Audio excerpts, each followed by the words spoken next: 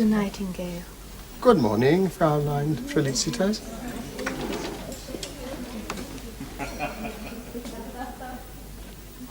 It is for coffee, isn't it? Yes. It is true, Herr Nightingale, you eat fish for breakfast in England. It is not uncommon, sir. Only for breakfast? No, sometimes for luncheon, too. In some houses, on Fridays, usually. Ah, it is a religious practice. Well, in a manner of speaking, yes. Fish is also served for supper in England, surely? Yes, I have read that in Mr. Pepys' book. He is always supping on fish. Yes, yes, indeed. Then you eat fish for breakfast, luncheon, and then again for supper. 3 times a day you have it. Oh, no, you have mistaken me, Fraulein Felicitas. I thought that... Felicitas. No, it is most unusual to have fish more than once a day. In England, most unusual. Then we shall have it for our luncheon today. Fish. Place on the bone, Herr Nightingale, in your honor. Please, fish from the North Sea. It is a local speciality. Fresh from the sea and into the frying pan. How is this supposed to be the best fish in the world, Herr An Nightingale? old fisherman brings it to me directly to the house. Still wet. The recipe for cooking the fish, it is the same as you have in England. Briefly, but quite unmistakably, I could see the disappointment in Frau Elise's eyes. She had given me due consideration and had found me wanting. And then the little slices of bacon are served as a... on top of the fish, the finished fish. A garnish, my dear, a garnish. How do you like it, Herr Nightingale? What? No, I beg your pardon. How do you like your fish prepared? Perhaps Herr Nightingale does not care for fish. I fear I am not over fond of fish. Indeed, no. If I'm being perfectly honest, I don't care for fish at all. Perhaps he feels sorry for our poor place. 1 minute he is alive, swimming happily in the sea, and the next... Is it different for human beings? One cannot ever be sure. In the midst of life. Ah, yes. The fire. Our fire, Herr Nightingale. Yes, our fire. From one moment to the next, death and extinction. Oh, yes, how true. I mean, one never can be sure of anything in this life. I mean, not even when one is going to die. And yet I must admit that I've often thought how incredible, how marvelous it would be if one could know when. When. When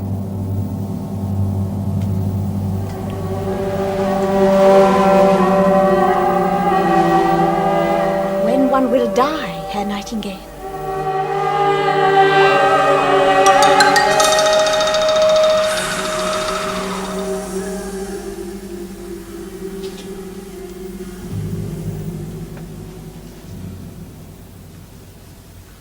Are you better, Mr. Nightingale? Are you better? Yes, thank you, yes. Someone has just walked over your grave, yes? It was nothing, sir, nothing. Do you wish for a glass of water? It really is a pity that I am not more fond of fish. It's a great pity indeed.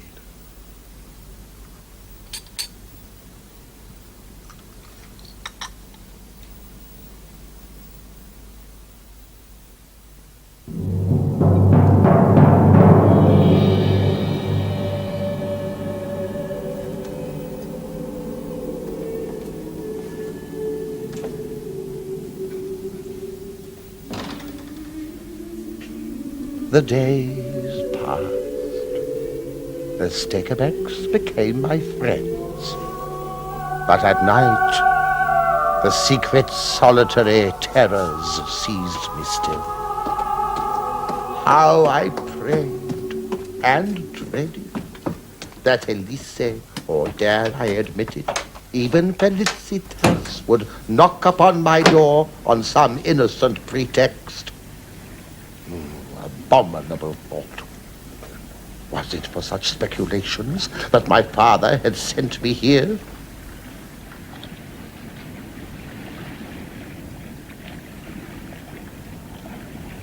Was this how I would conquer my fears?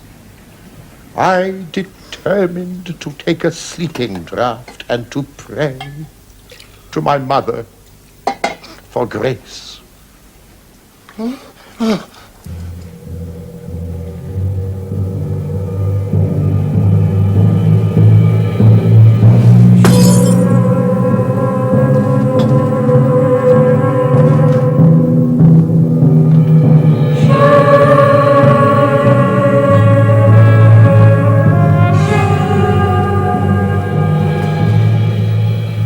What do you want?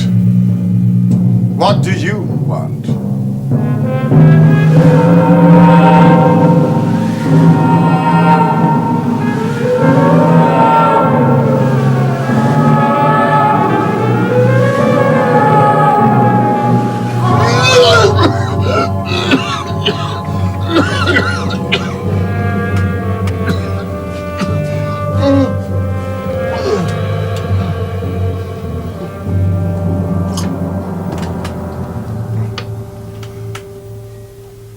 The truth. I want the truth. The truth? Oh, no, please. Help me. They're flying.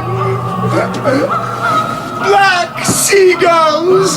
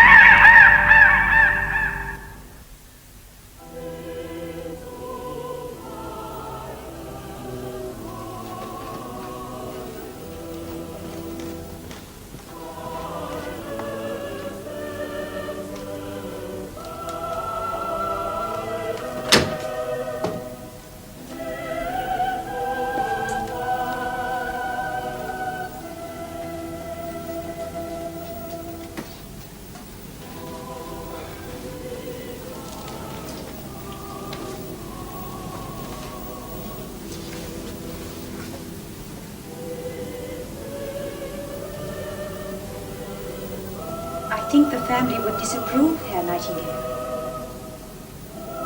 Because we have both decided, quite independently, not to go to evening service tonight, Frau Elise. I think once is quite enough, even on Sundays.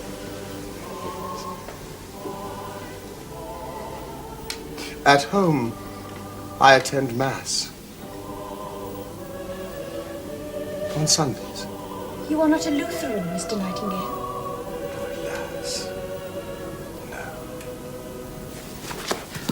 Herr Topelius is something strange also, a Danish saint.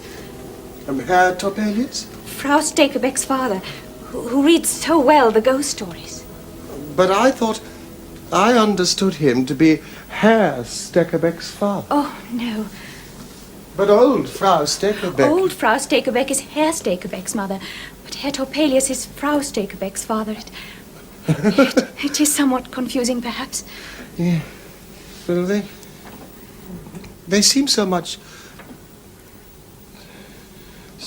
like husband and wife. I thought... Old Frau Stekebeck and Herr Topelius, how they would laugh to hear themselves so described. They are certainly not married to each other. They are widowed. As we are. But Frau Elise, I'm a bachelor. Yes, I'm... Single, Frau Elise. single. It is a good manner of living.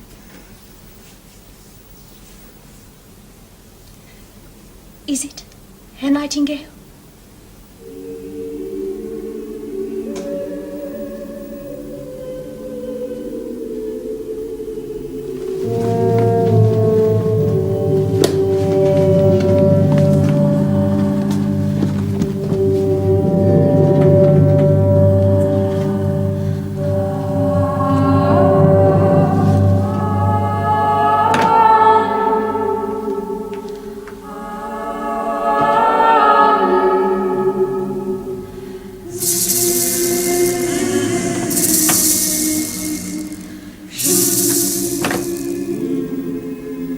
He described his own condition as being quite beyond comprehension.